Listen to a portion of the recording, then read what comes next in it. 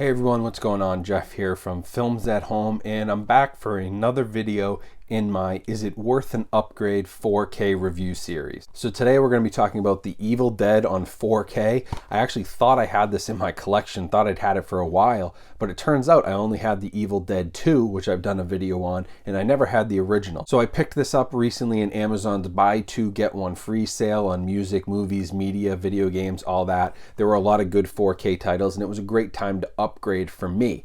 Now, if you're interested in that sale, I'll leave a link down in the description because it's still ongoing and it's a very good way to stock up on titles. So I'm really happy that I got this in for review because it's going to be sort of a unique 4K review, given that Evil Dead was shot on 16 millimeters. So that's like one step down from 35 millimeter in terms of just quality and detail. It was a little bit of a cheaper format.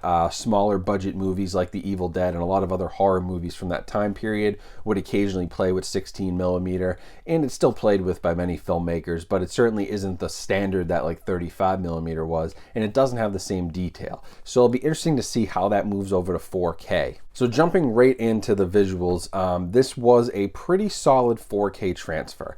Now, a couple things to note. It is a new 4K digital intermediate that was completed in 2018 and put onto the disc. It was supervised by Sam Raimi and everybody. So, that was supervised by the director, approved by the director, and it does have Dolby Vision HDR, which is very nice. Now, the 16 millimeter, you can definitely see where this isn't as clean a 4K image as some of the other 35 millimeter prints that have been transferred to 4K. And certainly some of those are probably in better condition and were shot in much better environments than The Evil Dead, which was fairly low budget for the time and, shot on what they could afford. That being said, this is the best presentation of this movie.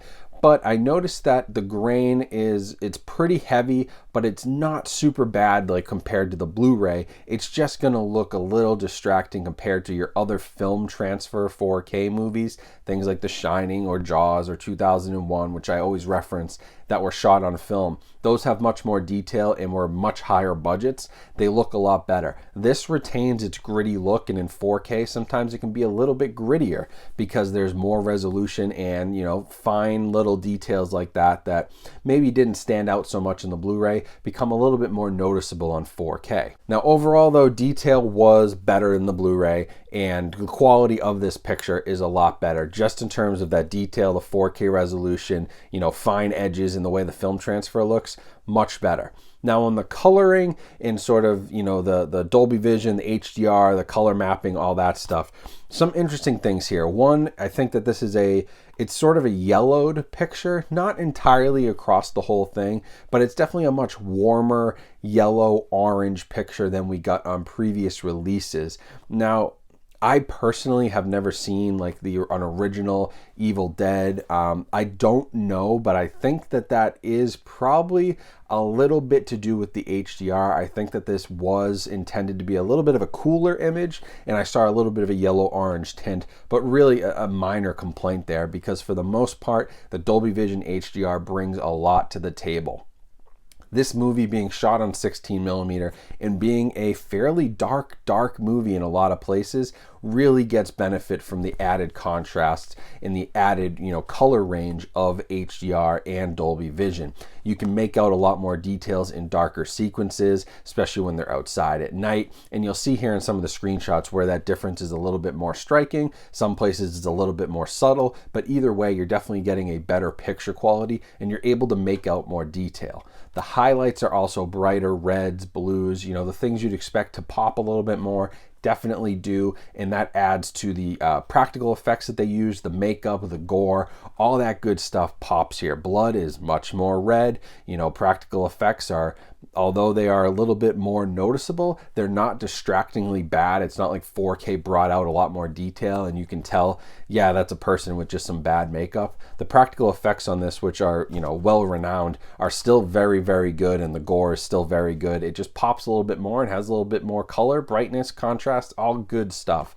So overall, I'm pretty pleased with this purchase. I'm happy with this 4K upgrade. It's not going to stand up there as a top 10 or even probably a top 25 4K disc. There are a lot better discs out there, but we're always judging by the context of what was previously available and what the movie itself has to offer.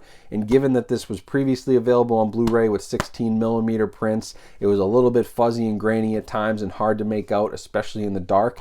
This is a nice upgrade. Dolby Vision HDR helps a lot with darkness and black levels. The inkiness of the blacks are really clear here, and all the colors pop. And the 16mm, although it's not a huge leap, does look better and more refined in 4K. So overall, a good upgrade in my opinion. Now, audio-wise, you're getting the exact same 5.1 True HD Dolby audio track that you got on the Blu-ray. So there is no upgrade there. That would have been nice, but again, the movie, it probably wouldn't have taken advantage of it because of the budget it was shot on, the situation. It's a low budget horror movie. That's what it is. That's what it always has been. And so adding, say an Atmos or even a 7-channel track, I don't know how much that would have really given to it. So it's probably just fine with that Dolby True HD. That's still a lossless audio track. It's still very, very solid. And I don't really think you need much more, although it is something to note. If you're upgrading, you're not getting the audio experience. So a lot of times the best movies to upgrade are the ones that upgrade picture quality,